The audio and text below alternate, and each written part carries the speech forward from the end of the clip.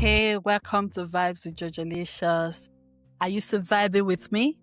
If you're surviving with me, I need you to hit the subscribe button and let us make this video go viral. Okay? Today we are talking about what it really feels like to be single at 40. Not the Instagram version, not the girl just live her best life cliches, but the real unfiltered truth. Because maybe you're waiting for love, or maybe you stop waiting. Maybe you're tired of the well-meaning, God's timing is the best speeches. Or maybe you're happy right now where you are, but still have those moments where you think it would be nice to share this with someone. I got you. This conversation isn't just about relationships, really. It's about wholeness. So I need you to have that at the back of your mind. About owning your life right now, whether or not a ring, a wedding, or a happily ever after, if there's anything like that, is in the picture. Real talk, ladies. Let's be honest. Society has an invisible checklist for women. You graduate, get a job, get married, have kids, raise the kids, become a grandma, etc., etc., etc. And if you're single at 40 plus, oh my, you get the looks, the comments, the subtle pity.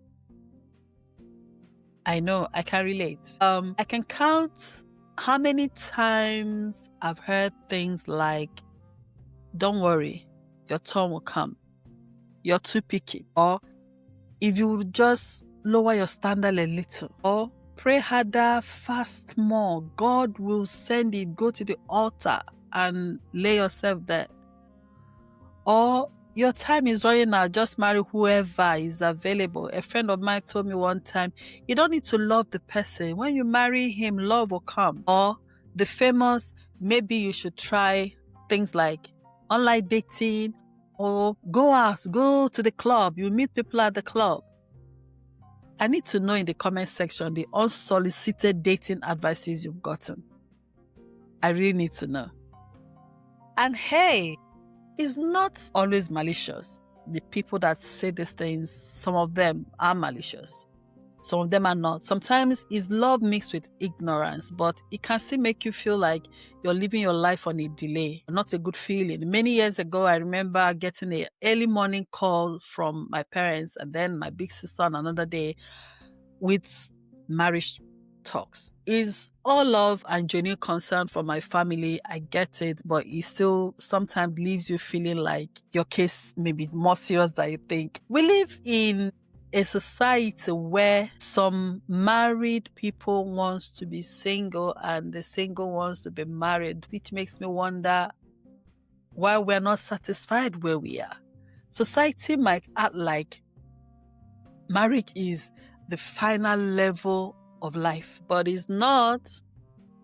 You are already living the main story. Here's the thing. You're not on a delay. You did not miss your flight. You're not missing out the main story while everyone else is in their happily ever after montage. You are living a full story right now. You may be waiting or not waiting, but let's go deeper on this waiting or not waiting. First of all, I want to talk about those who are waiting. Those of us waiting. If you're believing for a partner, that's okay. We can have faith for it and still live a full, rich, joyful life right now. Waiting is not an inactive situation. It doesn't mean putting your life on pause.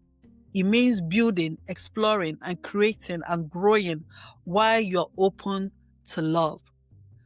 Also, maybe you're done waiting and that's okay too. Choosing to not actively look or wait, choosing to pour your energy into other things like going back to school, career, ministry, life, hobbies, self-development is not giving up.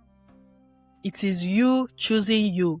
And sometimes that choice brings peace. And sometimes That's when you meet the man you have desired. Also, maybe you belong to those who do not want to get married, and that's okay. I have a friend of mine, she doesn't want to get married, and that's okay. The fullness of life is not controlled by whether you're married or not. In all, be very sure of what you want and where you are at on your growth journey. Don't live another person's life. Don't desire what other people desire. Know what you want.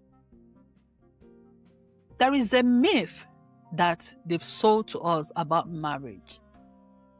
One of the biggest lies we've been fed is that marriage makes you complete. Marriage doesn't make you complete. Don't get me wrong, marriage is beautiful. I'm going to be married one day. But it's not a magic cure for loneliness. It's not a magic cure for insecurity.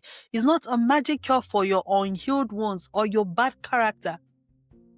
If you're dealing with loneliness, insecurity, hurt, brokenness, marriage is not a cure. Marriage will magnify it and make it worse. So being single is an opportunity to be healed, to get your insecurity in order, to get rid of your bad character. Wholeness is an inside job. You can be in a dating relationship or even a marriage and still be very, very lonely. Wholeness is an inside job. I can tell you that. You can be fulfilled in singleness. Singleness is not a curse. It's not a disease. It's not a phase. If you're waiting for someone to complete you, you might hand them over the power to define your worth. So, nobody is coming to save you or complete you. Behold yourself. Listen, your worth was set before the foundation of the world. No man, no woman, no relationship can add or subtract from it except you let them. This wholeness thing is a journey. It's an inside job and it's a journey. So, how can you actually embrace wholeness? Because it's a journey. You don't wake up one day and you feel, whole on the inside. It's a journey and it's not an easy journey. But I'll try and break it down a little bit to the best of my ability. First, flip the script. Stop dividing your life into before him and after him. Your story is not on hold, waiting for someone or a man to show up. Every single chapter is yours. You are the main character.